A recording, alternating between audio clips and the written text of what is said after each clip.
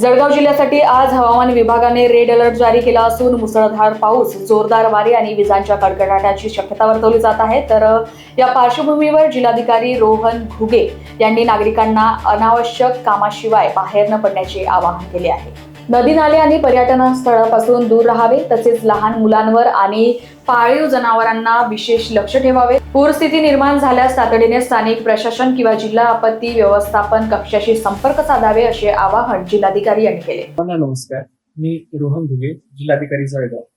हवामान खात्यांतर्गत आज आपल्या जिल्ह्याला रेड अलर्ट आणि उद्या येलो अलर्ट जाहीर करण्यात आलेला आहे। तर त्यामध्ये मुसळधार पाऊस, जोराचा वारा आणि विजेच्या कडकडाटासह पाऊस पडण्याची शक्यता वर्तवण्यात आलेली आहे। तरी माझं सर्व नागरिकांना आवाहन असेल की बाहेर जाणे टाळा, लहान मुलांवरती लक्ष द्या, पर्यटन स्थळावरती जास्त गर्दी करू नका। आपली गुरढोरं जी आहेत ती गोठ्यामध्येच व्यवस्थित बांधून ठेवा। कुठल्याही गावाला जर पूर परिस्थिती निर्माण होत असेल, पुराच्या वेळाने जर गावाचा संपर्क तुटत असेल तर तात्काळ स्थानिक प्रशासनाशी संपर्क साधा। आपल्या जिल्ह्यातल्या सर्व तालुक्यांमधल्या ज्या हेल्पलाईन्स आहेत त्या ऍक्टिव्ह करण्यात आलेल्या आहेत। सर्व ठिकाणी आपत्ती व्यवस्थापनाच्या टीम कार्यरत आहेत।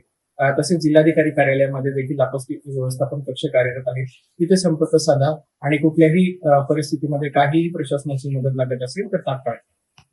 Bureau report, Lokvahini media, Jalgaon.